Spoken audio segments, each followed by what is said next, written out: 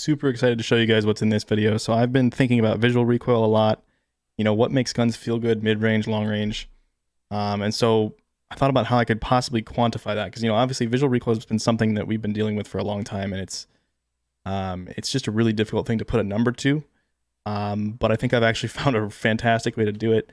This video is actually going to be about flinch resistance. So using the same code, though, that's why I started talking about recoil, because that's where this idea came from originally. So with this most recent patch, in the patch notes, it said that the flinch reduction attachments actually work now. So I wanted to go in and test that. I don't have full data for you guys, but I just want to show you how this works and talk about whether or not they were correct in those patch notes. So I'll run this code and show you guys how this works. So basically the code that I've written allows you to select a region, and then it'll track that region throughout, and it'll plot how much that spot moves. So I can completely plot out exactly how much your screen moves. So that's going to allow me to plot out visual recoil in both horizontal, vertical, and angular rotation. So some of the guns have some recoil that rotates around it. It's also going to let me plot flinch. So you'll see when he shoots me here, the live plot on the left is going to shoot up, still tracking that red box there. And I can perfectly quantify all the flinch and all the visual recoil for the different guns. And I think this is going to be huge. I'll be able to use this to put a real number to recoil. That's really, really going to define how accurate these weapons are and how easy they are to use.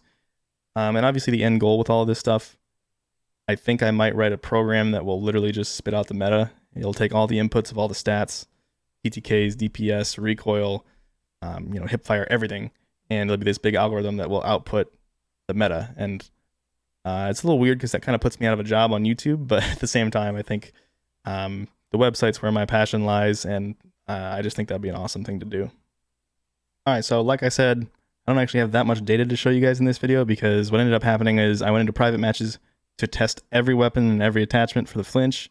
I thought it was going to be really quick. I had private lobbies started with Twitter followers, and it turns out that the flinch has not even been changed from, all the way back 6-8 months ago, before they completely nerfed the flinch and made it way, way worse.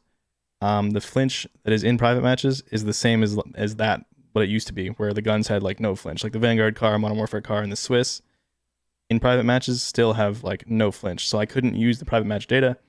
So the only way I could get any data at all was, queuing into a live match, and right now there's no plunder. So that was one more level of difficulty in this whole thing, which was very annoying. So I don't have all the data for you, but I do have some good information. Yes, flinch resistance works. So how we know that is I plotted the Vanguard car base versus a Vanguard car with full flinch reduction in red, and the Vanguard car base is blue.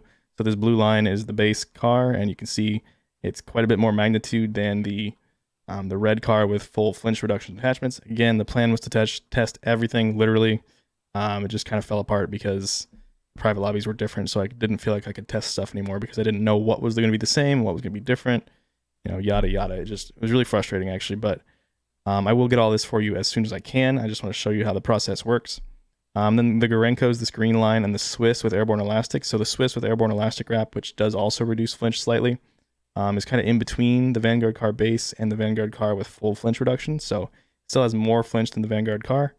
And this is where the Modern Warfare car has the same as this Vanguard car base flinch. So with the flinch perk, I would assume on the Modern Warfare car, it would bring it down to similar to that Vanguard car full flinch reduction.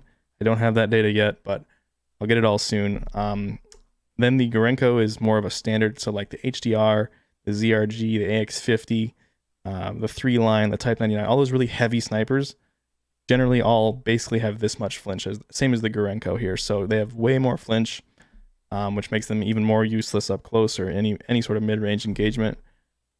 But yeah, this is just what I wanted to show you real quick. Let's go look at some of the visual recoil plots just so you can get an idea of what that's going to look like. I've been talking on Twitter a lot about how the recoil features on TGD are about to get a lot better, and all this visual stuff is a big part of that. There's also something else that's going to be launched here in the next probably day or two that you guys are really going to like. Basically, the recoil plot is now going to fully scale to the size of the plot itself, which is something it should have done from the beginning, but we just never got around to it.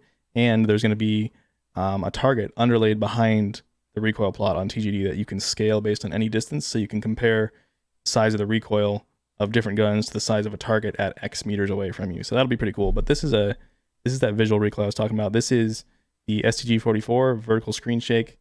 And you can see very clearly exactly how much visual recoil magnitude there is in terms of pixels, and I can convert pixels to basically like angles of how much it's jumping. I can also select different points on the screen, so I can track like the bottom left of the screen, top right of the screen, and the reticle. And I can see then how the screen's shaking up and down, how it's shaking side to side, how it's rotating with respect to each corner. I can see how much the reticle in the center of the screen is you know, some of the reticles, like Ram 7 is a perfect example. If you hold down automatic fire, it actually pulls away from the center of the screen, which is really like disorienting and weird feeling. So I'll be able to measure that. I'll be able to measure how much the actual iron sight itself is bouncing around, because I can track the iron sight specifically. So there's all kinds of just awesome recoil things that are coming soon that I'm, you know, working on some Python code to do these things right now. But not a whole lot of substance to this video. I wanted to show you guys what I've been working on behind the scenes, as well as a million other things like getting the updated data and just tons of programming and quality of life updates for TGD coming soon. But that's all I want to talk about in this video. Hope you guys found it somewhat interesting and useful, and I will see you all in the next one.